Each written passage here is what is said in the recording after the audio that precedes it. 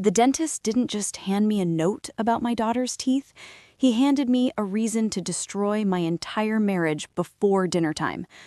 And the craziest part? I didn't even cry when I read it. I just got cold, the kind of cold that comes before a storm.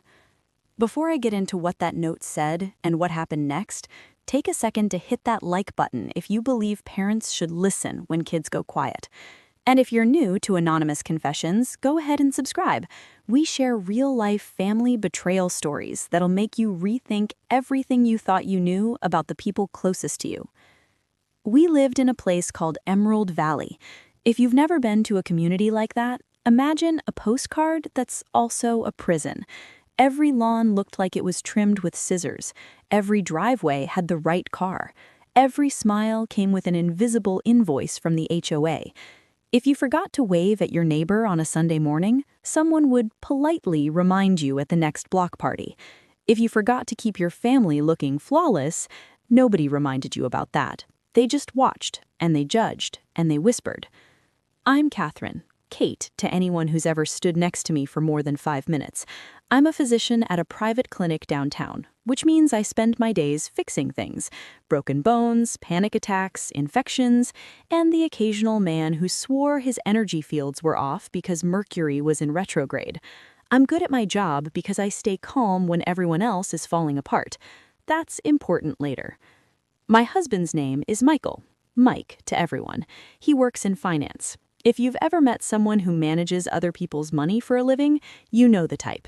He could make a simple grocery list feel like it was being audited.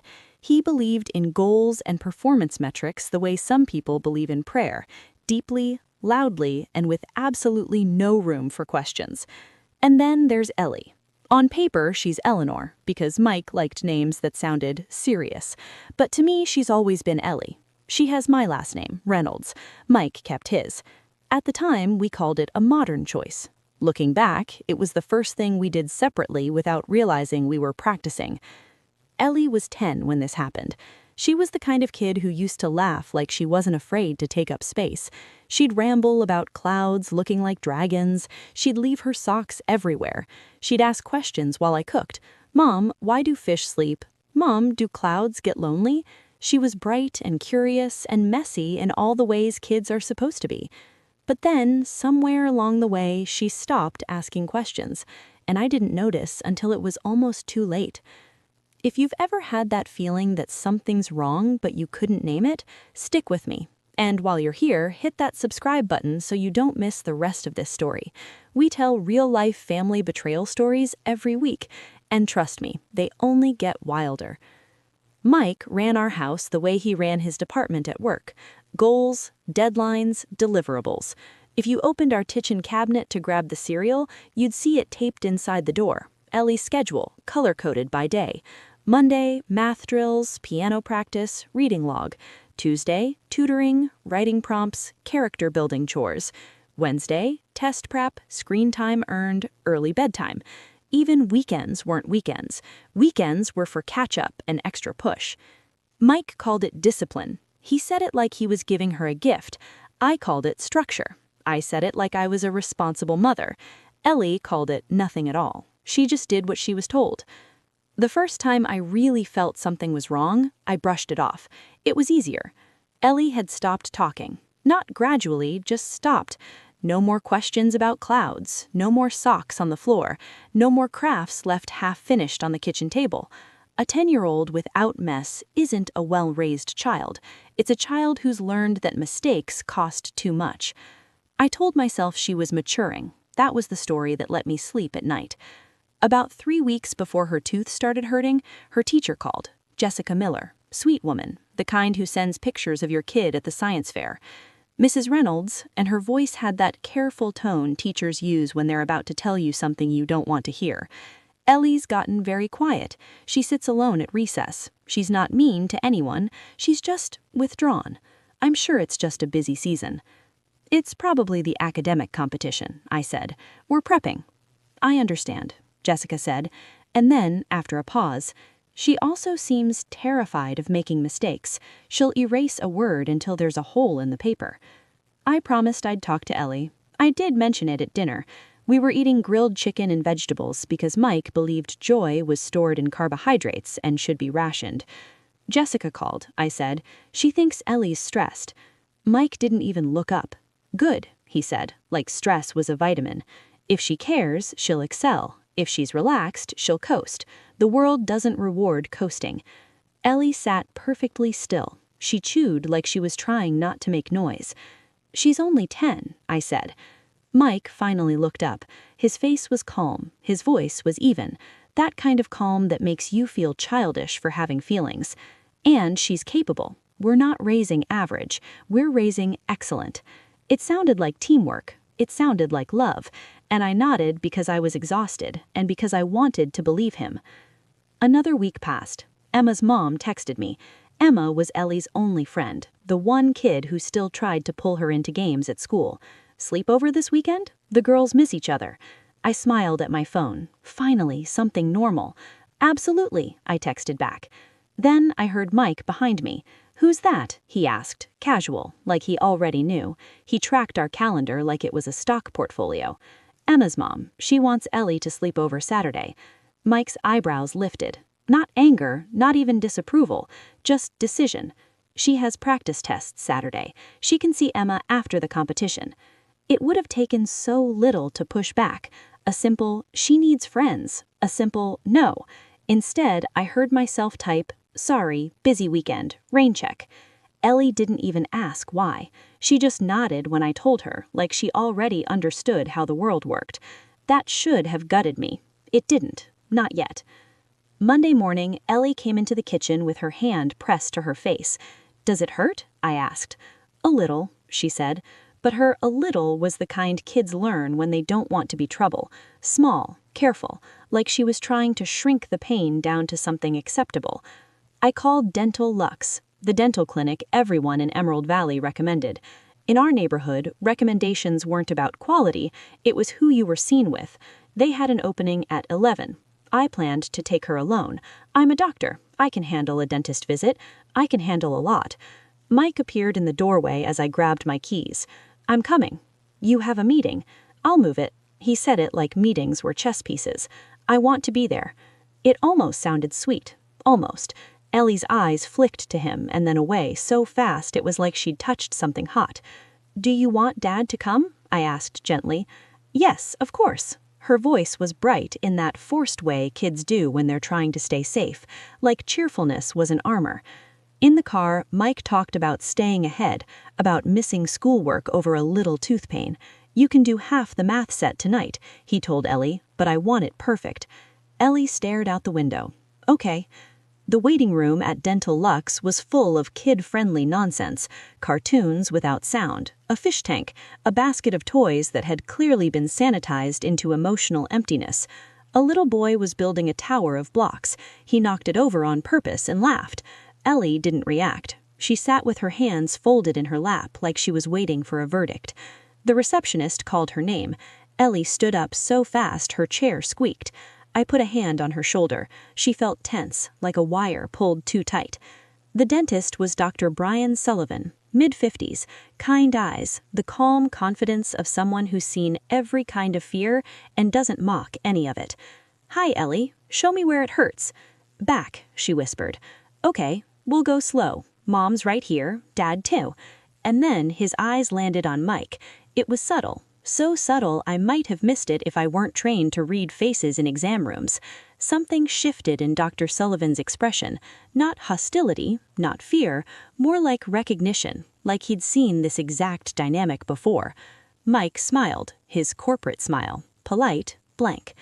The exam started, and that's when I saw something that made my stomach drop like an elevator with a cut cable.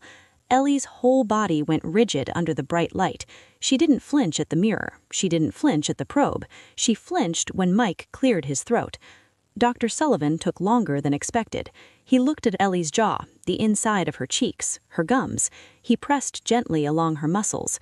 Mike finally spoke. Is there an infection? No obvious cavity. Dr. Sullivan's voice was careful, controlled. But I'm seeing signs of bruxism. Mike blinked. Bruxism?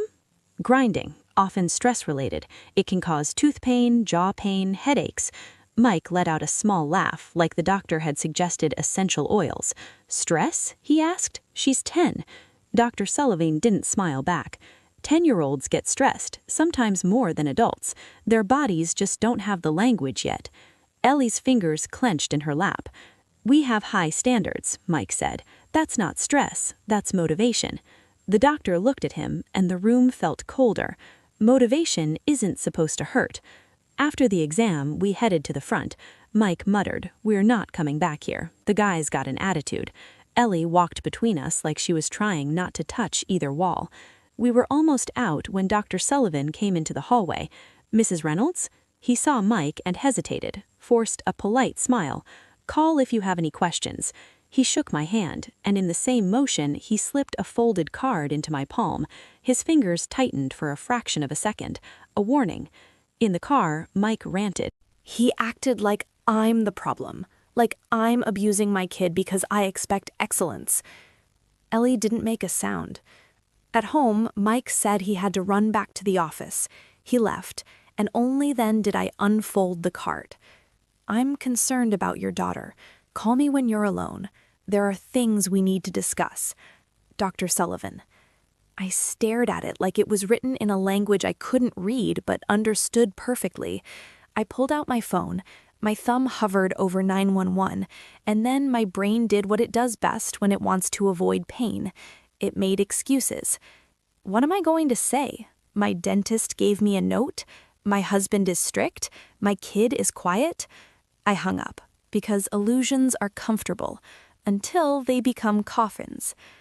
I need you to really think about this next part with me, and while you do, if this story's hitting close to home, hit that like button and drop a comment.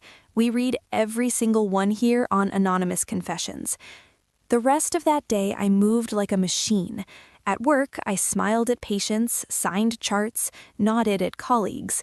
My hands did their job while my mind replayed Ellie's rigid shoulders under that dental light. A nurse glanced at me. "Kate, you okay? You look pale." Didn't sleep. The lie adults accept without questions. That evening, Mike greeted me with his bright, satisfied tone. "Ellie's fine. I gave her ibuprofen. She finished her reading log. No complaints." Ellie said, "Hi, Mom," like she was reciting a line. I hugged her. Her body didn't soften into me. She stayed braced, like contact came with conditions. After dinner, Mike had Ellie at the table with worksheets. He wasn't yelling, he wasn't hitting, he wasn't even being mean in a way that would look bad in public. He was worse. He was calm. "Again," he said, pointing at a wrong answer. "You rushed. You didn't think." Ellie erased. Her eraser left gray smudges on the page and her fingers. "I'm sorry," she whispered. Mike didn't react to the apology. He just watched her like she was an investment he didn't trust. I stood in the doorway, and something shifted in me. Not certainty, not courage, just nausea. The next morning, the second Mike left for work, I called Dentlux. Dr. Sullivan answered like he'd been waiting. "Mrs. Reynolds, thank you. Can you come in today, alone?" 2 hours later, I sat in a small office instead of a dental chair. Dr. Sullivan didn't waste time. "I want to be clear. I'm not trying to destroy your family. I'm trying to protect a child." My throat tightened. "You think Mike is hurting her?" He chose his words like he was walking through a minefield. I saw a child who froze when her father spoke. Not normal nervousness, not dentist fear. She was afraid of being observed, afraid of doing something wrong. I started to defend Mike because apparently my mouth had muscle memory for denial. He's strict. He wants the best for her. Strict isn't the same as terrifying. Dr. Sullivan cut in, still calm. I also saw repeated tissue damage inside her mouth, consistent with chronic anxiety and jaw clenching. And her weight. She's on the thin side in a way that can reflect stress or withholding. Withholding? My voice cracked. Food is a common control tool. So is isolation. So is humiliation. I felt heat rise in my face. He would never hit her. Dr. Sullivan nodded like he'd heard that exact sentence 1,000 times. Physical violence isn't the only kind of harm. Fear can shape a child's brain just as powerfully. He leaned forward. I am a mandated reporter. I had reasonable suspicion. I filed a report with Child Protective Services. The words landed like a gavel. I didn't call, I whispered. Many parents don't. That's why mandated reporting exists. I'm also giving you resources. You need a safety plan. If you think your home could become unsafe when your husband realizes what's happening, do not confront him alone. He slid a paper across the desk. CPS hotline information, a local child advocacy center, a crisis line, a list of child therapists. I stared at it, suddenly aware that my medical degree had not prepared me for my own kitchen table. You're telling me my daughter is abused? I'm telling you your daughter is afraid, and fear like that doesn't come from nowhere. I left in a fog, the kind where everything looks normal from the outside, cars, traffic lights, people buying coffee, and you're the only one walking around with your world split open. That afternoon, Mike texted, running late, board call. For the first time in years, I was grateful for his absence. I made Ellie dinner, not the clean dinner Mike liked, not lean protein with steamed vegetables and morality on the side. I made pancakes, real ones, butter, syrup, the kind that makes the kitchen smell like a childhood you can actually remember. Ellie sat at the table and stared at the plate like it might be a test. You can eat, I said softly. She picked up her fork, hesitated, looked at me. Is Dad okay with this? My heart clenched so hard it felt like it had teeth. Dad's not here, and you're not in trouble, ever, not with me. She blinked rapidly, trying not to cry. We ate in near silence until I couldn't stand it. Ellie, I need to ask you something, and you will not get in trouble for the answer, I promise. Her shoulders lifted, tight. Are you scared of Dad? She froze, then automatically, no, too quick, too polished. I waited, didn't push, didn't argue, just sat there, hoping she'd risk stepping into a safe place. Her lower lip trembled. Ellie, please, I can't help if I don't know. The tears came fast and silent. I'm scared. I reached across the table and held her hands. They were cold. What does he do?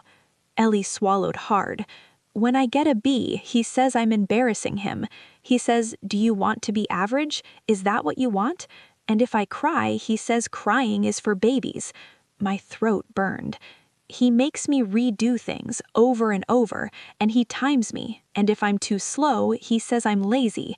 The words were spilling now. Sometimes he makes me sit in my room for hours, no books, no toys, just sit and think about what I did wrong. My stomach twisted. And sometimes, she dropped her eyes, I don't get dinner. He says if I don't earn it, I don't get it. I felt something inside me go numb. Did he ever? I couldn't even finish. Ellie shook her head. He doesn't hit, he just looks at me and I feel like I'm going to disappear. Then she said the line that broke what was left of my denial. He told me it's our secret. He said if you tell me, you'll pick him anyway because he's right. She started sobbing then, real sobs, the kind kids hold back until the pressure becomes unbearable. You never have to earn food. You never have to earn love. You never have to be perfect to be safe. She cried harder, like safety was a foreign language and she was trying to learn it all at once. I called my mom. My hands shook so badly I almost dropped the phone. When she picked up, I didn't dress it up. I didn't soften anything. I didn't protect anyone's reputation. Mom, we're leaving tonight. A pause. Then her voice changed, steady, sharp, immediate. Pack documents, birth certificate, insurance cards, your essentials. I'm on my way. For the first time in a long time, I didn't argue with help. I packed like triage, not everything, just what mattered. Ellie's school laptop, her favorite hoodie, her stuffed animals she claimed she didn't care about anymore, my work ID, our important papers, a few changes of clothes. Ellie hovered in the hallway watching me, like Mike would materialize out of a wall. Is Dad going to be mad? Yes, but that's not your job to fix. We left before Mike got home. I wrote a note. Short, clear, no drama, because drama was what Mike fed on. I know. Ellie and I are safe. Do not contact her directly. My attorney will be in touch. America doesn't do family implosions with teary living room speeches. America does it with paperwork and restraining order templates. Mike's parents called the next morning. Of course they did. Patricia didn't ask if Ellie was okay. She asked what I thought I was doing. You're overreacting. Mike is a dedicated father. He pushes because he cares. I stared at my phone and thought about how people can say cares and mean controls. Patricia, Ellie was scared to eat pancakes. A beat of silence. Then Patricia scoffed. That's ridiculous. Richard came on the line with his quieter, sharper voice. Kate, you understand what you're doing to Mike's reputation. There it was, the sacred object, not the child, the reputation. He did this, not me. They hung up on me like I was the problem. Mike called, texted, left voicemails that swung between charming and threatening. Kate, you're misunderstanding everything. You're poisoning her against me. You're making a huge mistake. I love you both. Come home. Each message in his calm voice, as if calmness made it true. I didn't answer. I couldn't, not yet. All I could do was sit beside Ellie at my parents' house and watch her sleep without flinching in her dreams. That alone felt like proof. 2 days later, CPS contacted me. A caseworker came with a clipboard and the steady tone of someone who has heard every version of, but he's a good Man. She asked practical questions. Any weapons in the home? Any history of physical harm? Does Ellie have a safe adult at school? Has Ellie ever been left without food? Does Mike monitor her communications? Ellie answered quietly. She didn't embellish. She didn't dramatize. She said it like she was reporting weather. Yes, sometimes. I wasn't allowed to tell. The caseworker nodded and wrote it down. I hated how normal it looked on paper, because on paper, my daughter's fear was just ink. Then came court, temporary orders, emergency custody, a hearing date that arrived faster than my brain could process. Mike showed up in a suit that probably cost more than my first car. He looked composed, concerned, devastated in a way that would photograph well. He told the judge he was a highly involved parent, that I was overwhelmed by my workload and confused strictness with abuse. He said he was open to family counseling, like this was a miscommunication. The judge listened, expressionless. Judges don't get paid to be shocked. My attorney spoke. The CPS report sat there in black and white, colder than anything Mike said. The judge granted me primary physical custody, temporary at first until the investigation concluded, supervised visitation for Mike. Mike's face didn't crack, but his eyes did something I recognized from home, that look that said, "You will pay for humiliating me." I felt cold all the way down my arms, and I thought, this is why Dr. Sullivan told me not to confront him alone. We started therapy with Allison Grant the next week. Allison was calm, kind, and absolutely unshakable. She didn't get dazzled by Mike's involved dad routine. She didn't get thrown by my guilt. She didn't treat Ellie like a fragile doll. She treated her like a child who deserved her own space in the world. No contact outside the supervised schedule, no phone calls alone, no surprise visits. Ellie needs predictability. The first supervised visit was in a neutral center that smelled like disinfectant and old crayons, a small room with a couch, a few toys, and a camera in the corner. Not subtle. Nothing about it was subtle. Mike walked in and smiled like this was a normal father-daughter outing. "Hey, kiddo." He reached for Ellie. Ellie stepped back. The supervisor, a woman with a calm voice and a clipboard, said gently, "Let Ellie choose physical contact." Mike's smile tightened for a fraction of a second. Then he nodded. "Of course." He tried to talk like nothing happened. "How's school? What are you reading? Have you been keeping up with math?" Ellie answered in one-word replies. Then Mike did what Mike always did. He drifted toward correction. "You should sit up straighter." The supervisor cleared her throat. "This is a visitation, not a coaching session." Mike blinked. "What?" His jaw flexed. Ellie's eyes dropped to her shoes. I watched from the observation area, hands clenched, heart pounding, because even now, in a monitored room, his instinct was control. After the visit, Ellie climbed into my car and exhaled like she'd been holding her breath the entire hour. "You did so good." She stared out the window. "Did I do it right?" I swallowed hard. There is no right. You just are.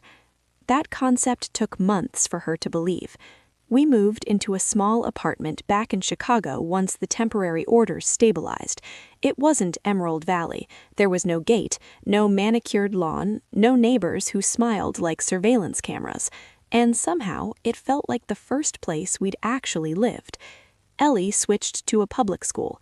She started slow. She apologized constantly. Sorry for asking, sorry for laughing, sorry for being hungry. One evening, she spilled juice on the kitchen floor. She froze. Her face went white. Her hands trembled. I saw her brace for the familiar, the sigh, the lecture, the punishment. I grabbed paper towels. "It's okay." She blinked. "That's it?" "That's it." And then she burst into tears, not because of the juice, because the world didn't collapse. That was the day I finally understood what fear does. It makes tiny accidents feel like life or death. Mike's parents tried again. A few months later, Patricia showed up at my building unannounced. "I just want to see my granddaughter." "You can coordinate through the attorneys." Patricia's mouth pinched. "You've turned this into a war." "No, Mike did. I'm just refusing to surrender." She looked at me like I was the unreasonable one. People love calling boundaries war when they're used to crossing them freely. The divorce took months. Court dates, evaluations, parenting classes, therapy compliance. Mike attended everything on time in polished shoes because Mike never missed an obligation that could be used as evidence of his excellence. But excellence isn't the same as empathy.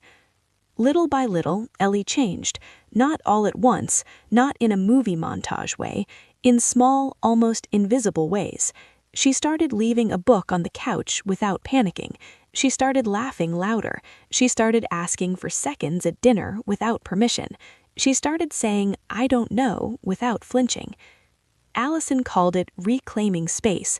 I called it breathing. 2 years after that dentist visit, on another supervised session, Mike finally said something different. Not a defense, not a justification, not a complaint about how hard he tried. He sat across from Ellie, hands open on his knees, like he was trying to show he wasn't holding a weapon.